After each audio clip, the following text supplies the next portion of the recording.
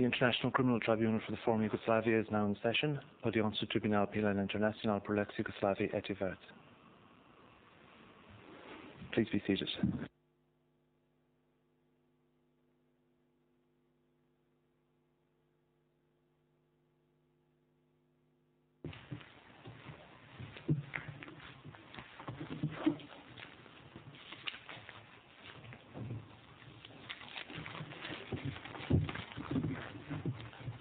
Mr. Milosevic, you may proceed with your opening statement.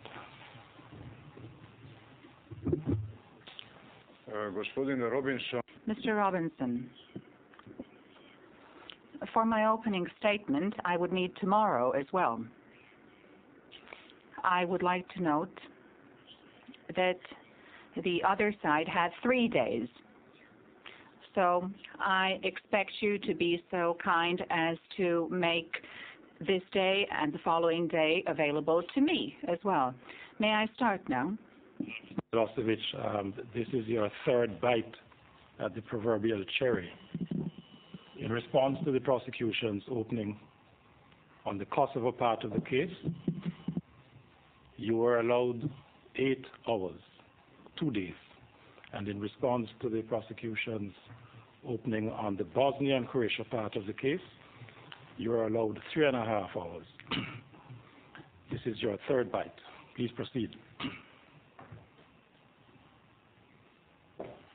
Mr. Robinson,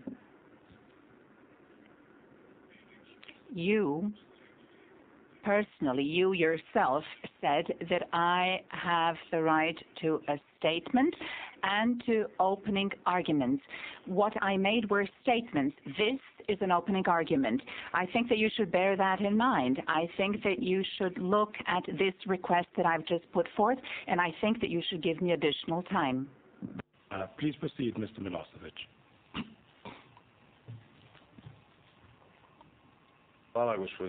Thank you, Mr. Robinson. In the international public, for a long time and with clear political intentions, an untruthful, distorted picture was being created in terms of what happened in the territory of the former Yugoslavia. Accusations leveled against me are an unscrupulous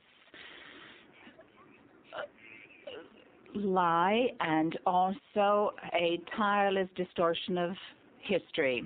Everything has been presented in a lopsided manner, so in order to protect from responsibility those who are truly responsible and to draw the wrong conclusions about what happened, and also in terms of the background of the war against Yugoslavia. There is a fundamental historical fact that one should proceed from when seeking to understand what happened and which led to everything that happened in the territory of Yugoslavia from 1991 until the present day.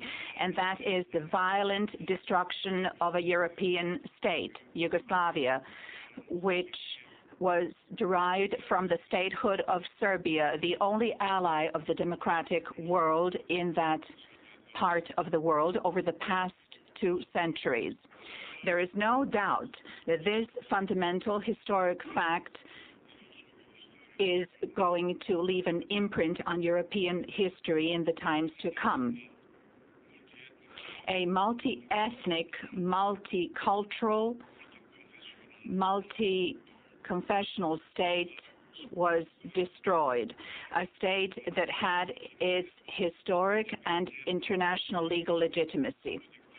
In its territory, according to the diktat of Germany and Vatican, assisted by the United States and the European community, pure nation states, miniature nation states were established.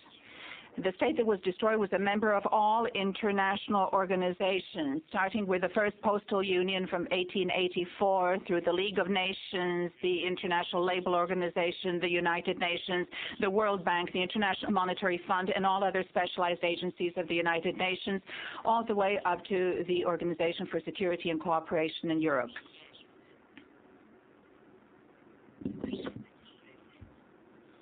Whose merit was this, that this sovereign state was destroyed? According to the Nuremberg Principles, this constitutes the gravest international crime, a crime against peace. Whose merit was it that a war happened in which tens of thousands of civilians were killed, hundreds of thousands of people wounded and maimed? Thousands of people lost their homes and fled for their homes, mostly Serbs. And also there are millions of damage in terms of property. This is, and not to speak of the ecological disaster involved, the international community will have to face up to all of this. It's not only that a state was destroyed, the United Nations system was destroyed. Also, the corpus of principles upon which the world civilization was based has been destroyed. In addition to that, never in history has a state disappeared by sheer coincidence. There was a great deal of rhetoric involved in the destruction of Yugoslavia. When the crisis first broke out, all the way up to the present day, everything that has been said, including what this so-called prosecution said, is wrong. Yugoslavia did not simply disappear into thin air, as Mr. Robert Badinter tried to explain. And in this way, he resorted to some kind of legal metaphysics. This country was destroyed through a plan, violently, and through a war, which continues to be waged. And a series of war crimes were committed in this war. An American theoretician, a prominent one, Stephen John Steedman, noted, rightly so, in 1993, in the periodical Foreign Affairs, that at the beginning of the war, and I am quoting, Slovenia, Yugoslavia, which was headed at this most critical time by a member of the presidency from Croatia, Stjepan Mesic. The prime minister of the country at the time was also from Croatia, Ante Markovic.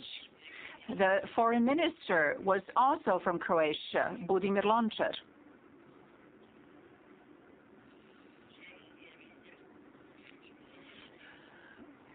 As for the top echelons of the military, and we heard about that here, among the 16 top generals, there were only 2 Serbs. The majority were Croats, Slovenes, and people with other ethnic backgrounds. This state had a strong armed force that was in a position to keep the conflict under control and to prevent it from happening altogether. However, this government let paramilitary formations, armed strugglers, have their way, even the narco-mafia. When we look at the end of this process in Kosovo. However, this government acted in concert with the European community, notably Germany and Vatican. As early as the end of June 1991, the European community asked for the legitimate army to remain within barracks and in this way to turn the army voluntarily into detainees within their own country, which is only logical. And it is only logical that this led to secession and to the creation of paramilitary formations. The secession of Slovenia happened in 1990.